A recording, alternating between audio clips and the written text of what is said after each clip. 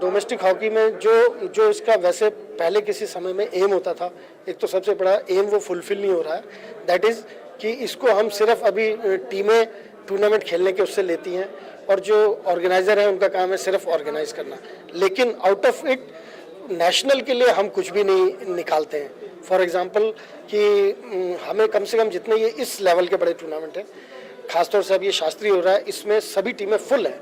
जितनी हमारी टीम गई थी बाहर अभी एशियाड के लिए, तो सारे लड़के आ चुके हैं, सब अपनी अपनी टीमों से खेल रहे हैं। तो कम से कम इस लेवल के टूर्नामेंट्स में थोड़ा वॉच होना चाहिए, फेडरेशन का भी रोल होना चाहिए और इसमें देखना चाहिए कि कौन लड़का कैसे अच्छा खेल रहा है, ताकि आने वाले समय में उनको इंक्लूड किया जा सके टीम में और कैंप में, लाइक दैट। तो वो चीज़ जो है हम इनसे पूरी नहीं कर रहे हैं। वो एक पहले होता था कि इन टूर्नामेंट्स को हम कंसीडर करते थे, इनसे लड़कों को देखते थे और उनको आगे लेके आते थे, तो वो बड़ा ज़रूरी होना चाहिए। बिकॉज जब कैंप लगते हैं, 1-2 दिन का ट्रायल होता है, उसमें एक्चुअल में कुछ टैलेंट पता नहीं लग पाता है सेलेक्टर्स को या किसी को। यहाँ पर जब एक टीम कोई भी 5 या 7 मैचेस खेलती है, तो किसी भी प्लेयर के बारे में इन डेप्थ पता लगता है कि weather he is actually good और नॉट। तो ये एक इनका फायदा उठाना चाहिए मेरे ख्याल से इन टूर्नामेंट्स का।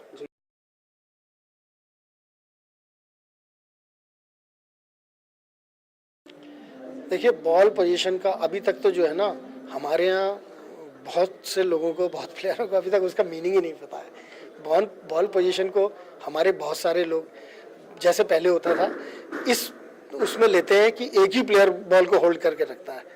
That is a wrong position. Ball position का मतलब होता है टीम के पास पोजीशन कितनी है, तो इट मीन्स कि you are not playing individual, और वो बॉल पोजीशन होना बहुत ज़रूरी है। और वही जो यूरोपियंस हैं या ओशियाना टीम्स के प्लेयर्स हैं, वो लोग, इसीलिए उनमें और हमारे में फ़र्क है। हम इंडिविजुअली बॉल पोजीशन रखते हैं, वो as a whole ball position रखते हैं। तो उसका होना, उनका कहना ठीक है कि बॉल पोजीशन मॉडर्न हॉकी में जिस टीम के पास जितनी ज़्यादा होगी, वो टीम उतनी ही ज़्यादा इफेक्टिव होगी।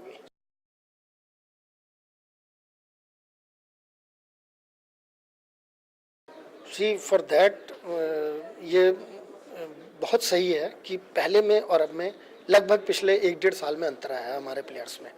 और जो सबसे बड़ा अंतर आया, वो बेसिक स्किल जो हम सबसे पीछे रहा करते थे, वो था बॉल का रिसेप्शन। तो बॉल हम लोग कभी प्रॉपरली उसको जो है बॉल को रिसीव ही नहीं कर पाते थे, जिसकी वजह से अगले सारी जो खेल की प्लानिंग थी वो गलत हो जाती थी। लेकिन अब मैं देख रहा हूँ पिछले दिनों से कि रिसेप्शन बहुत अच्छा कर रहे हैं लड़के, और जो बॉल का रोलिंग है वो बड़ा अच्छा हो रहा है। आपस में जो बॉल का लेना देना जिसको कह सकते हैं, इंटरचेंज ऑफ पासेस, वो बहुत अच्छा हो रहा है। तो ये उसकी वजह से थोड़ा सा स्टैंडर्ड अप है, इसमें कोई शक नहीं है। खेल में हमारे फ़र्क है इसमें।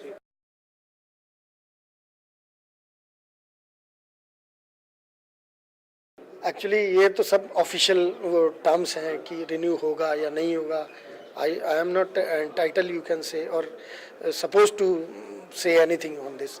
तो रुकता तो अच्छा होता। वैसे जो कुछ चीज़ें टीम में फ़र्क आया है, उसका फ़र्क तो होता और आगे बढ़ता। और एक और जो मैंने बात की थी, उसके अलावा एक चीज़ और थी जो फ़र्क पड़ा है ब्रासा के टाइम में, कि टीम में थोड़ा डिसिप्लिन तो आया है। तो इन चीज़ों के लिए तो अच्छा था ब्रासा का रुकना यहाँ पर। लेकिन अब मैं जानता नहीं अथॉरिटीज़ क्या सोचती हैं इसके बारे में, या अच्छा बुरा जो कुछ भी है उनको ज़्यादा पता है, तो वो लोग कैसे इसको करते हैं, आई डोंट नो।